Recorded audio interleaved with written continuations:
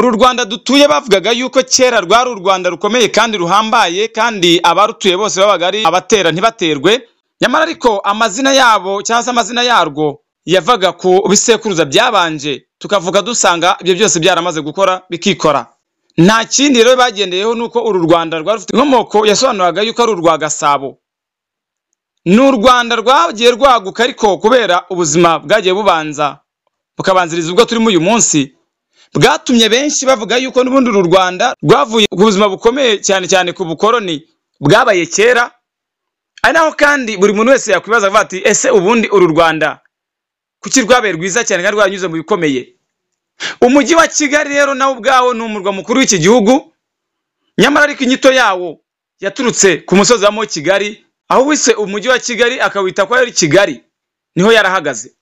Rero kuba u Rwanda rufite intumbero nziza cyane kandi uko bugiye uko bwije bagenda bavuga yuko bafite icyo bise intumbero ya 2020 2050, bituruka ku kuba u Rwanda rureba icyerekezo cyarwo aho rujya naho ruva, bagasanga hari icyizere cyuko nyuma y'uyu munsi nyuma y'ibi bihe hazaba ari heza cyane. Nta kindi ntabwo kwagirwa yuko ubuzima bw'i Kigali bugora abantu benshi akaba hageze iyo bahiriwe nabyo babasha guhirwa bakaba bakire bakaguka. Hari ibice bizwi cyane nka Muhima ndetse na Cyahafi, ibyo bice abantu benshi barabikunze cyane ariko n'ubundi biracyatuwe. Nivanga u Rwanda aho rwamaze iminsi rugenda rwiga ku nyigo yo kwimura abantu hari amanegeka yaba mu nkengero ndetse kandi no mu mujyi mu murwa wa Kigali, cyane yuko uyu murwa n'ubundi wari umurwa abantu benshi bavuga yuko ugomba kuba usa neza. Uyu munsi tugiye kureba mu mirenge ibiri itandukanye, umurenge wa Muhima ndetse n'umurenge wa Gitega. Ni inzira zigenderanirana cyane ariko hakaba harimo n'imbibi wanyuramo ukajya mu murenge umwe ujya no mu wundi. Turiharira cyane ku mudugudu w'icyitegererezo wa Mpazi, umwe mu midugudu ihendutse cyane yubatswe yagombye kuvaho izindi nzu zari zasanzwe, ariko abahakuwe bakahita bimurirwa muri izi nzu. Ni ikiganiro nk'ugiye yigenzanye ndafa nibigira tubahaye ikaze. Minisiteri y'ibikorwa remezo yatangaje ko umudugudu w'icyitegererezo wa Mpazi ugomba kubakwa mu murenge wa Gitega, ugomba gutwara amafaranga make cyane ugereranyije n'indi yubatswe mbere bitewe n'ikoranabuhanga mu myubakire n'ibikoresho byahindutse. Imidugudu yubatswe mu bice bitandukanye by'igihugu yiganje mu bice by'ibyaro akorerwa imirimo itandukanye, kandi yagiye ihabwa ibikorwa remezo birimo ibyorohereza abaturage gukora imirimo y'ubuhinzi n'ubworozi, ubucuruzi ndetse n'ibindi.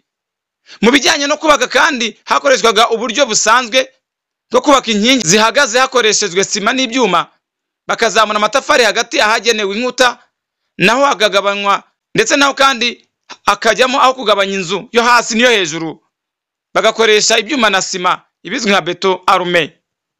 Gusa ku midugudu yubatswe mu nkengero za ruhurura ya Mpazi mu murenge wa Gitega mu kagari ka Kabahizi mu mudugudu w'Ubwiyunge, hari hatuye abantu mu buryo bw'akajagari hakoreshejwe ikoranabuhanga rishya mu byo twavuga yuko byari ubwubatsi buzwi nka low bond technology.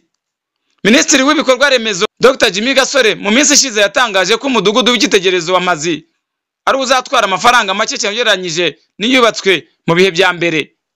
Umuyobozi kandi w'ishami rishinzwe guteza imbere imyubakire y'inzu ziciriritse mu kigo cy'u Rwanda gishinzwe guteza imbere imiturire RHA Rwanda Housing Authority Emmanuel Ahabwe yavuze yuko ngo uburyo bwiswe low bond technology bugabanya imibare y'inkingi zubakwa kuko ngo ni itafari riba rikozwe rigasigamo imyenge aho ucishamo ibyuma gusa utabanje kuba wakora uburyo bundi bwagorana cyane bw'imyubakire tuzi cyane buhenze. Inkuta z'inzu kandi nizo zikorera uburemere cyane bw'inyubako yo hejuru, bityo ugasanga rero muri ubu buryo buri nguni no muri buri gikuta cyose cy'inzu harimo ibyuma bibiri bifite umurambararo wa milimetero 12, umwenge bizamukiramo ukaminwamo sima kuva hasi kugeza hejuru aho inzu irangirira. Kuva hasi kandi kugeza ku itafari rya gatandatu mu nkuta zose bazengurutsamo ibyuma bibiri birambitse hagati y'amatafari yihariye akoze akayira cyangwa akavure, naho bakamenamo sima. Mukora igice rero kigabanya igorofa n'irindi ibizwi nka concrete slab, babanza ngo gusasa ibyuma bakarambikamo amatafari yitwa max pan ameze nk'itafari ariko imbere n'umwobo, bakamenamo sima hejuru, ubundi nyuma y'iminsi 3 bakaba bashobora kugaruka mu mirimo yabo nk'uko bisanzwe. ubundi bagakomeza ubuzima bwabo bakirinda guhita batwikurura cyane icyo gice bashyizemo sima. Bituma kandi inkuta zitaremera cyane ngo ziremererwe, kuko ngo inzu igumana ubuziranenge bwayo nk'iyubatswe cyane hahagaritswe inkingi. Ni mu gihe kandi aho bamennye beto isanzwe ho ngo bisaba ko bategereza iminsi barirwa muri 28 ngibe yumye. Kugeza ubu kandi iri koranabuhanga mu myubakire ryakoreshejwe ku nyubako enye zubatswe impande ya ruhurura ya Mpazi, rikomereza cyane no ku zindi 19 ziri kugera ku musozo, zikatuzwamo imiryango irenga 388, aho imirimo yo kuzubaka izi nzu igeze hejuru ya 92%. Ahabwo yavuze ko kandi ibi bikorwa byo kubaka izi nzu no gushyiramo ibikorwa remezo nk'ibigega by'amazi, imihanda, ahajya imyanda n'ibindi abazibamo bazakenera cyane, byose bizatwara miliyari 19 z'amafaranga y'u Rwanda. Ni mu gihe kandi mu mwaka wa 2022 hataswe umudugudu wa Munini na Ubwiza muri Nyaruguru, yose yuzuye itwaye miliyari 21 ndetse na miliyoni 802 z'amafaranga y'u Rwanda, hakazamo inzu 152. Umuyobozi ushinzwe kugenzura iyubakwa ry'umushinga project manager uyu mushinga Mpazi housing project Fred Mutabazi yavuze yuko ngo ubu buryo bwo kubaka bwabanya cyane ibikenerwa ku rugero ruri hagati ya 70% ndetse na 80%. Uyu mudugudu kandi watangiye kubakwa muri Werurwe 2024, kabiteganyijwe yuko ngo imirimo yose izarangira ku 20 Kanama, ariko byarahindutse. Ubu noneho tuvugana twageze mu Kwakira, ariko habayemo impinduka zimwe na zimwe nkuko byaritezwe, ariko akavuga yuko bigomba kurangirana ndetse n'umwaka wa 2024. Uyu mudugudu kandi ugizwe n'inzu zifite ibyumba 3 n'ubwogero 2 n'uruganiriro. Biteganyijwe ko kandi abantu bazatuzwa muri izi nyubako hari abahoze batuye mu butaka zubatswemo, hakazakurikiraho cyane abantu bagiye bimurwa mu bice bishyira ubuzima bwabo mu kaga, bari batuye mu mujyi wa Kigali bagakodesherezwa. Reka mbatembereza n'ubwiza bw'umudugudu wa Mpazi. Mu minsi mike cyane inzu nshya cyane mu mudugudu w'ikitegerezo wa Mpazi muri uyu mujyi wa Kigali zizaba zuzuye, bigaha amahirwe cyane imiryango 388 gutura heza hajyanye n'ikitegererezo nk'umujyi wa Kigali. Ni umudugudu w'ikitegererezo kandi wa Mpazi muri muzamuka neza cyane, abari hakurya bawitegeye.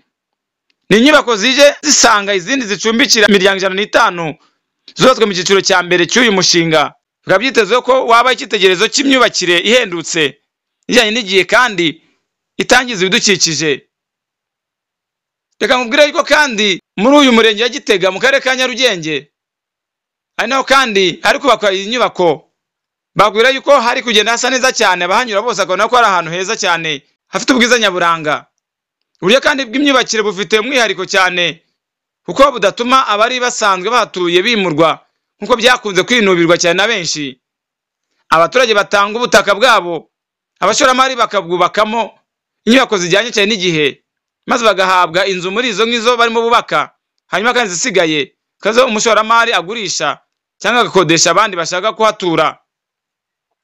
Nibyo nakubwiraga yuko ari ubwiza bw'izi nzu bizatuma benshi bifuza kujya batembera bakabona yuko Kigali ari nziza, ndetse no muri iyi mirenge yaba Muhima ndetse na Gitega hasa neza.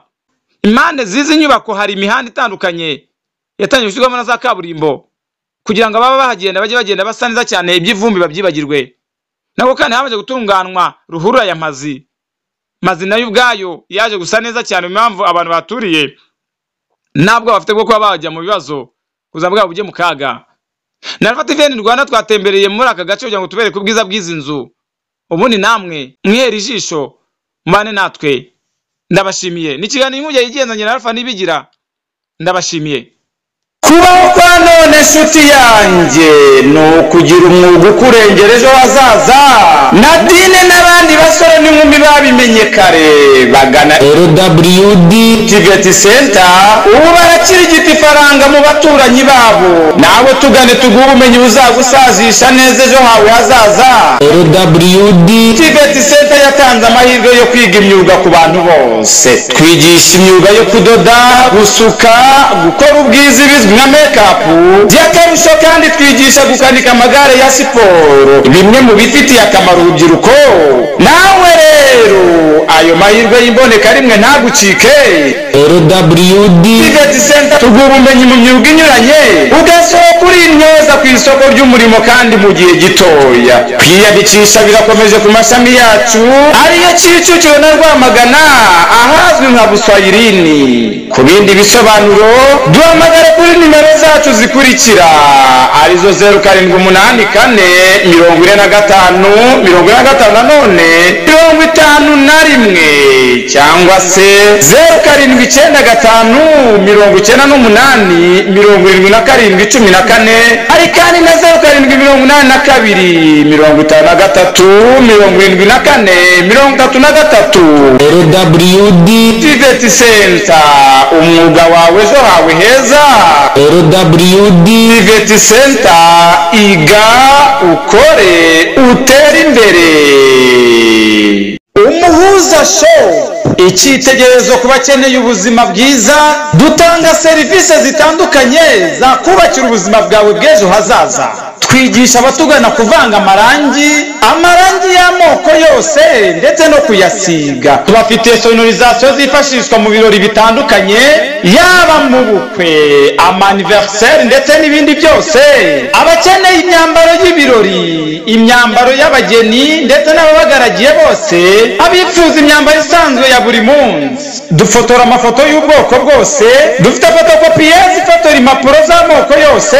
Tubafite abatekinisiye bifashishwa mu gusana inzu zangijwe na humidite, aba kandi ni inararibonye mu gusiga amarangi inzu zanyu zigashashagirana by'agahebuzo. Turangira abakozi bakeneye imirimo, twanarangira abakozi ababifuza. Tubafite abakora akazi k'ubuzamu, abakora mu busitani, abashoferi ndetse n'abandi bifuzwa mu buzima bwa buri munsi. Kubifuza amazu rero, ibibanza ndetse namwe mwifuza imodoka, abifuza kuzigura, abifuza kuzigurisha ndetse no kuzikodesha, mutugane nitwe baranga bahebuje abatugana bose. Akarusho kandi abafite indwara zabazengereje, indwara zirimo amibe ndetse n'izindi zitandukanye, tubaha imiti mugakira mu kanya nk'ako guhumbya. Abafite ibibazo byo kutanoza amabanga y'abashakanye, mutugane tubaho umuti ubakiza ibyo bibazo byose byabasenyera ingo. Duherereye Kicukiro hafi ya gare ya Nyanza, hafi y'ikibuga bigishirizaho imodoka. Duhamagare kuri telefoni igendanwa 0788 47 29 cyangwa se 0788 33 51 57. Tukurangira aho dukorera. Umuhuza Shop, igisubizo cy'ubuzima kuri buri wese.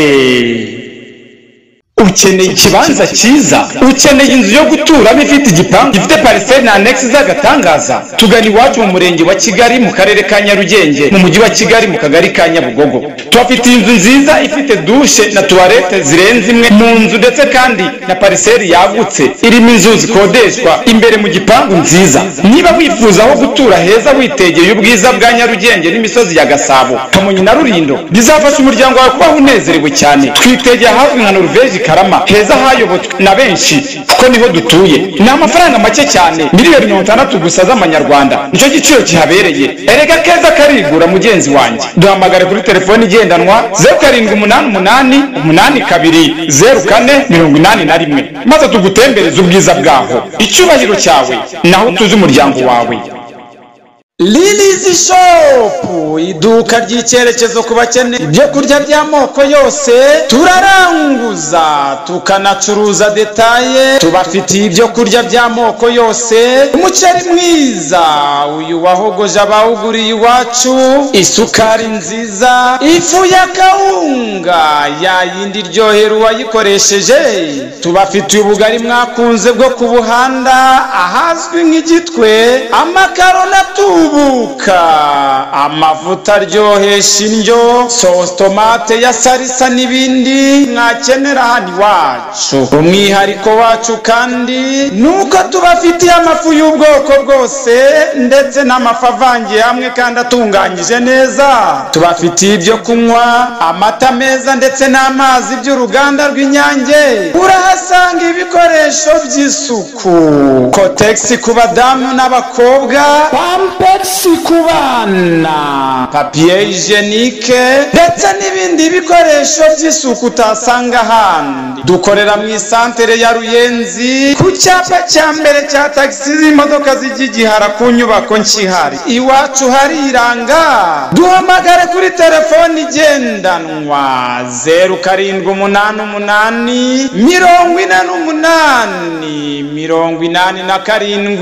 0788888713 cyangwa se uduhamagare kuri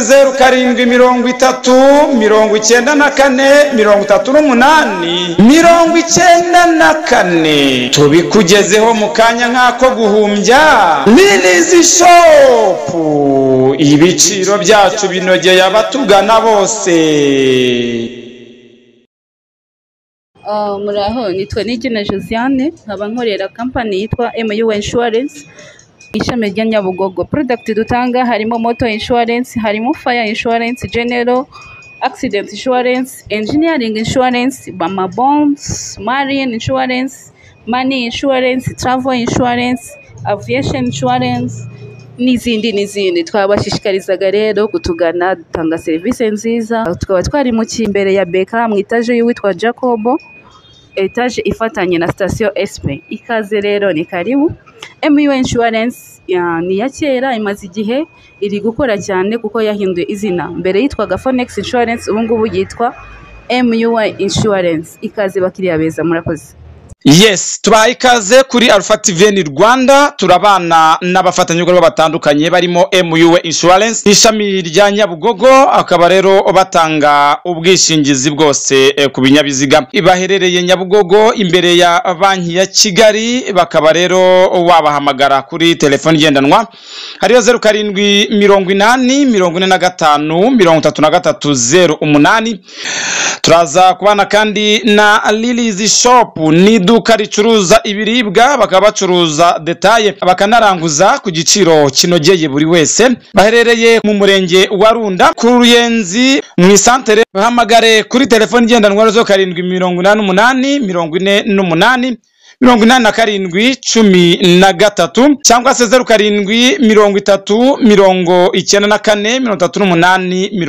0730943894. Turaza kandi kuba turi kumwe n'umuhanzi Musabyimana Donati, ni nayo mazina asanzwe akoresha kuri YouTube channel ye. Urasanga indirimbo zinyuranye, indirimbo zinyura imitima, zikanaruhura intekerezo zinaniwe. Ibuka gukora subscribe, koresheya ndetse na comment. Ni ingenzi kuri we, cyangwa se umuhamagara kuri 0788410981. Umuhuza Show, icyitegererezo ku bakeneye ubuzima bwiza.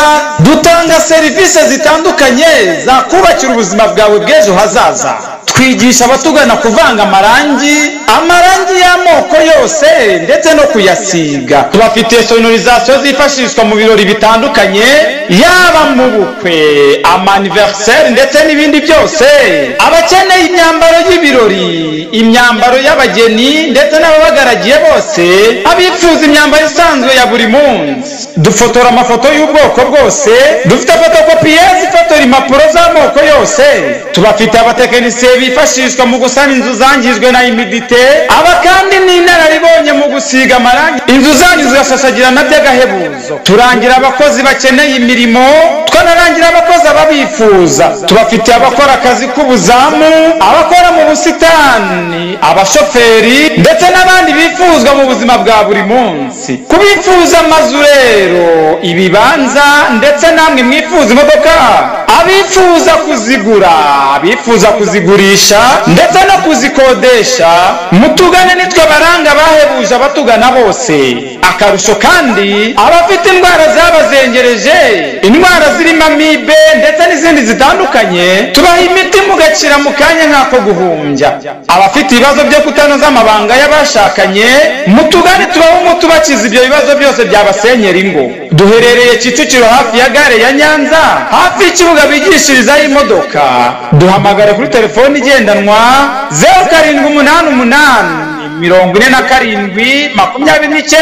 0788472980 cyangwa se 0788 33 51 57 tukurangira aho dukorera. Umuhuza shop, igisubizo cy'ubuzima kuri buri wese. Yes, Fisi Shop ni iduka rikomeje kuba ubukombe mu ngo zacu. Babafitiye amasorori meza y'ubwoko bwose, amasahani, amateremusi y'icyuma na plastike. Babafite kandi amakanya, amasafuriya ya yandi mukunda. Babafitiye keto zo gutekamo icyayi wibereye muri sari wawe. Babafite amapanu yo gutunganyirizaho umureti ndetse n'ibindi biryohera abasirimu. Babafitiye blender zo gukora umutobe. Babafitiye blender zikora ji zitunganwa iwacu. Babafitiye amaplato meza, amatasi, plota manje zidutwaza ibyo kurya mu ngendo zitandukanye. Babafitiye kandi ibirahure byo kunyweramo. Babafitiye ndetse na amatasi. Babafitiye amabase n'indobo nziza bidapfa kumeneka ubusa. Muri Fisi Shop babafitiye udupaniye twifashishwa mu buryo bwose. Bakagira utu etajeri tubika ibintu neza. Isafuriya nini nziza zizwi nka muvero zirahari. Babafitiye imikeka n'ibindi wifuza byose wabisanga ariya muri Fisi Shop. Abacuruzi bakeneye ibicuruzwa mugende murangure muri Fisi Shop ku giciro cyaho kiri hasi cyane. Abakeneye ibishingiranwa amajyambere mugiye kurushinga mu ugurire muri Fisi Shop, bizabafasha kuko ibiciro biri hasi cyane. Abifuza guhindura ibikoni byabo cyangwa se gushimwa n'ababagendereye mu ngo zabo mu gihe bari ku meza, mugane Fisi Shop kuko nibo gisubizo cyanyu mwebwe ubwanyu ndetse nanjye ndimo. Bararanguza bakanacuruza kuri detail muri Fisi Shop. Rero nta handi ni muri Fisi Shop babaye ubukombe. Bakorera Nyabugogo ku muhanda uzamuka werekeza ku mutelemuko mu itaje izwi nko kwa Materne, muri floor ya mbere mu ruhande rureba kwibagiro ahateganye n'isoko ryubakiwe abazunguzayi hejuru yahacururizwa amashuka. Bahamagare kuri telefoni igendanwa ariyo 0788 63 babikugezeho mu kanya nk'ako guhumbya muri rusange. Fisi Shop rero baje ari igisubizo ku bantu bose babagana. Ukeneye ikibanza cyiza, ukeneye inzu yo guturamo ifite igipangu gifite parcelle na annex z'agatangaza, tugana iwacu mu murenge wa Kigali mu karere ka Nyarugenge mu mujyi wa Kigali mu kagari ka Nyabugogo. Tubafitiye inzu nziza ifite douche na toilette zirenze imwe mu nzu ndetse kandi na parcelle yagutse irimo inzu zikodeshwa imbere mu gipangu nziza. Niba wifuza aho gutura heza witegeye ubwiza bwa Nyarugenge n'imisozi ya Gasabo, Kamonyi na Rulindo, bizafasha umuryango wawe kubaho unezerewe cyane. Twitegeye hafi nka Norvège Karama, heza hayobotswe na benshi kuko niho dutuye. Ni amafaranga make cyane, miliyoni 60 gusa z'amanyarwanda, nicyo giciro kihabereye. Erega keza karigura mugenzi wanjye. Duhamagare kuri telefoni igendanwa 0788 maze tugutembereze ubwiza bwaho. Icyubahiro cyawe naho tuzi umuryango wawe. Nawe watugana tukakwamamariza kuri Alpha TV Rwanda. Waduhamagara kuri 0788 95 789 kuko turi umunara w'ibisubizo ku bashoramari bose batugannye.